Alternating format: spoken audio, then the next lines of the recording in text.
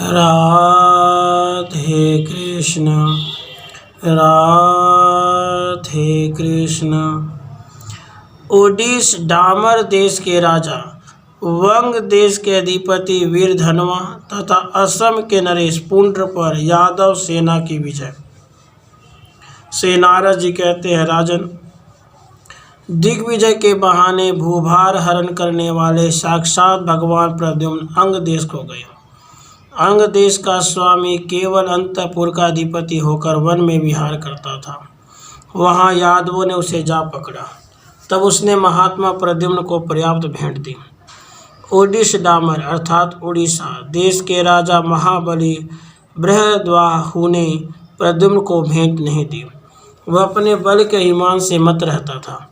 प्रद्युम्न ने जामवती कुमार वीरवर शाम को उसे वश में करने के लिए भेजा।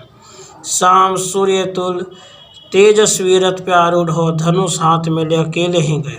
नरेश्वर, उन्होंने बाण समूहों से डामर नगर को उसी प्रकार आच्छादित कर दिया जैसे मेघ तुषार राशि से किसी पर्वत को चारों ओर से ढक देता है।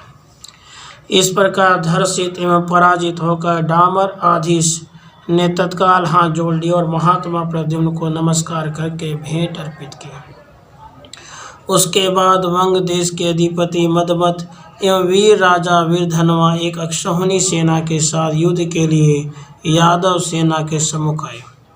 वे बड़े बलवान थे। यादवों की ओर से श्रीहरि के पुत्र चंद्रभानु ने प्रद्युम्न के देखते देखते वीरधनवा की उस सेना को बाणों द्वारा उसी प्रकार विदीर्ण कर दिया जैसे कोई कटु वचनों द्वारा मित्रता का भेदन कर दे। उसके बाणों से विदीर्ण हुई हाथियों के मस्तक से चमकते हुए मोती भुएं पर इस प्रकार गिरने लगे मानो रात में आकाश से तारे बिखर रहे हों। अनेक रथी वीर धाराशायी हो गए। हाथी घोड़े और पैदल सैनिक उनके बाणों से मस्तक कर जाने के कारण कुम्हड़े के टुकड़ों जैसे इधर उधर गिरे दिखाई देते थे। क्षण भर में वीरधनवा की सेना रक्त की नदी के रूप में परिणत हो गई, जो मनस्वी वीरों का हर्ष बढ़ाती और डरपोकों को भयभीत करती थी। कटे हुए मस्तक और धड़, किरीट, कुंडल, केयूर, कंगन और अस्त्र शस्त्रों सहित दौड़ रहे थे। उनके कारण वहां की भूमि महामारी से प्रतीत होती थी। कुष्मांड, उन्माद, बेताल, भैरव, ब्रह्म राक्षस बड़े वेग से आकर शंकर जी के गले की मुंड माला बनाने के लिए वहां पर गिरे हुए मस्तकों को उठा लेते थे। इस तरह जब सारी सेना मार गिराई गई तो वीरधनवा सामने आए। उन्होंने तुरंत ही वज्र श्रेणी की गदा से चंद्रभानु पर भेंट किया। उस गदा के भारी प्रहार से श्री कृष्ण कुमार चंद्रभानु विचलित नहीं हुए। उन्होंने गदा लेकर तत्काल वीरधनवा की छाती पर दे मारा। उस गदा के प्रहार से पीड़ित एवं मूर्छित हो मुंह से रक्त वमन करते हुए वीरधनवा कटे हुए वृक्ष की भांति भूतल पर गिर पड़े। 2 घड़ी में उनको फिर चेतना हुई। तब उन वंग देश के नरेश ने महात्मा प्रद्युम्न को शरण ली। राजन, जब भेंट देकर वीरधनवा अपने नगर को चले गए तो अमित पराक्रमी प्रद्युम्न ब्रह्मपुत्र नद पार करके असम देश में गए। वहां के राजा भीम को पकड़कर यादवेश्वर प्रद्युम्न ने भेंट ली और यादवों को साथ कामरूप देश में गए। कामरूप देश के राजा पुंड्र इंद्रजाल की विद्या जादू में बड़े निपुण थे।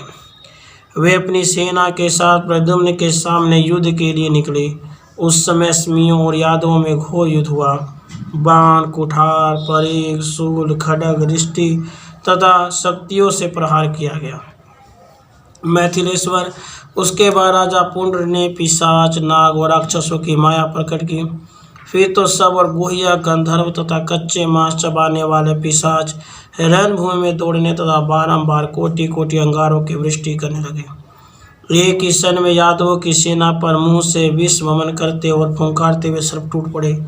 गधे पर बैठे हुए टेढ़े मेढ़े दांत और लपलपाते हुए जीभ वाले भयंकर राक्षस युद्ध में मनुष्यों को चबाते तथा भागते दिखाई देने लगे। सिंह के समान मुख वाले यक्ष तथा अश्वमुख किन्नर हाथों में शूल लियो मारो काटो कहते हुए इधर उधर विचरने लगे। क्षण भर में सारा आकाश मेघों की घटा से आच्छादित हो गया। राजन, वायु के वेग से उड़ी हुई धूल के कारण सब और अंधकार छा गया। भोज, वृष्णि, अंधक, मधु, सूरसेन तथा दर्शा वंश के योद्धा उस महायुद्ध में भयभीत हो गए।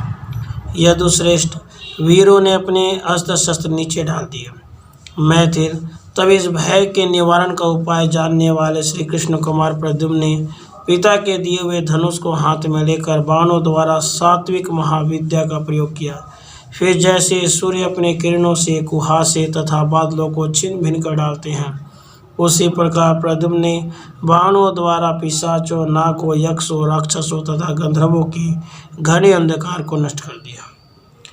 जैसे वायु कमल को उड़ाकर पृथ्वी पर फेंक देते, उसी प्रकार प्रद्युम्न ने बाणों द्वारा रथ और वाहन सहित शत्रु राजा पुंड्र को 2 घड़ी तक आकाश में घुमाकर रणभूमि में पटक दिया।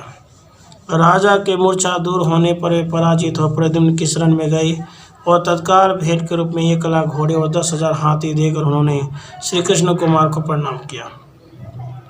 वहां से अपनी सेना द्वारा सोन नद और विपाशा अर्थात व्यास नदी पार करते हुए यदुकुल नंदन धनुवर वीर प्रद्युम्न केकय देश में जा पहुँचे। केकय देश के राजा महाबली धूतकेतु वसुदेव की बहन साक्षात श्रुतकीर्ति के महान पति थे।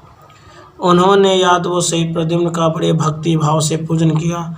राजन वे श्री कृष्ण के प्रभाव को जानते थे। इस प्रकार श्रीगृह संहिता में विश्वजित खंड के अंतर्गत नारद बहुलाह संवाद में केकय देश पर विजय नामक 15वां अध्याय पूरा हुआ। राधे कृष्ण, राधे कृष्ण।